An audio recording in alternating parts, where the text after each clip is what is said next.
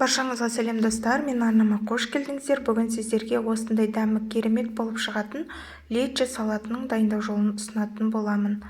Алдымен бізге осындай көкөністер қажет болады. Барлығын жуып тазалап дайындап аламыз. Қызанағымызды осы ет тартқыштан өткіземіз. Бірінші осы қызанақтан бастайтын боламыз.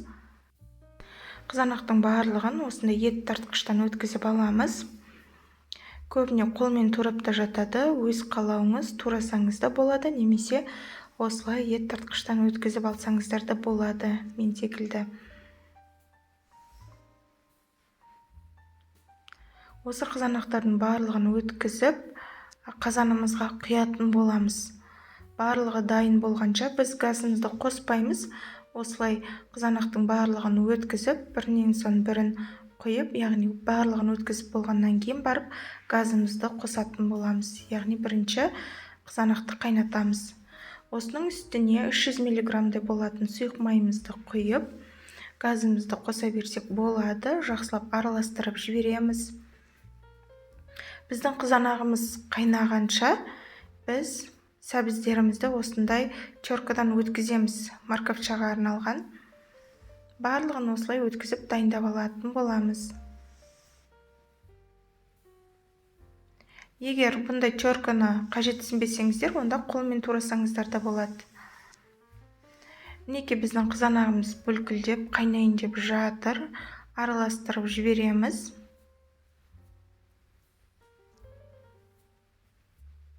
Сәбізді өткізіп алдық. Енді болгар бұрышын турайтын боламыз. Болгар бұрышын ортасынан бір бөліп, осындай орташа көлемде турауға тырысамыз. Өте үлкен де емес, өте кішкентай да емес. Осылай турап алатын боламыз. Қызанағымыз жақсы қайнап бастады. Мінекей 15 минут аралығында осылай араластырып отырып қайнатасыздар. Бірден көбігін алудың қажеті жоқ. Себебі майының барлығы кетіп қалады. Осылай араластырып жіберсеңіздер, көбігі тарайды. Енді осы сәтте біз сәбізімізді саламыз. Яғни қызанақты 15 минут қайнатып алдық. Содан кейін барып сәбізімізді қосамыз.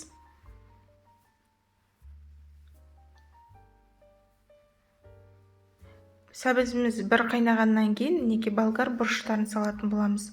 Оған дейін сарымсақты турап алатын боламыз, жіңішкелеп.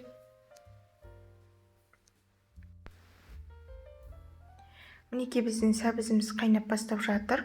Жақсылап араластырып жібереміз де болгар бұрышын қосатын боламыз. Оны да жақсылап араластырып, қайнағанын күтеміз, қақпағын жауып.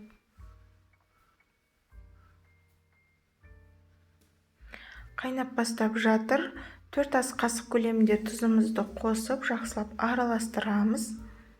Және баяу отта орташа баппен қайнататын боламыз. Мінекей біздің лечомыз қайнап жатыр. Осы орайда сарымсағымызды қосып жібереміз. Жақсылап араластырамыз. Баяу отта қайнататын боламыз. Сарымсақты салып болғаннан кейін 5 минуттан кейін мен ащы қалампыр, яғни ащы бұрыштың бір данасын солай салып жіберетін боламын. Турасаңыздар ащылау дәм береді, турамасаңыздар ондай қатты ащы болмайды. Мінекей баяу отта қайнап жатыр. Енді осының үстіне секерімізді қосамыз. Араластырып аламыз. Осы сәтте лавр жапырақтарымен қара бұрышты қоссаңыздар да болады. Түйіршік өте керемет дәм береді. Араластырып 20 минут шамасында қайнатамыз. 20 минут өткеннен кейін бізге осындай сірке су қажет болады. 9%-дық 50 мг өлшеп алып, құйып, оны да 10 минут араластырып қайнатамыз.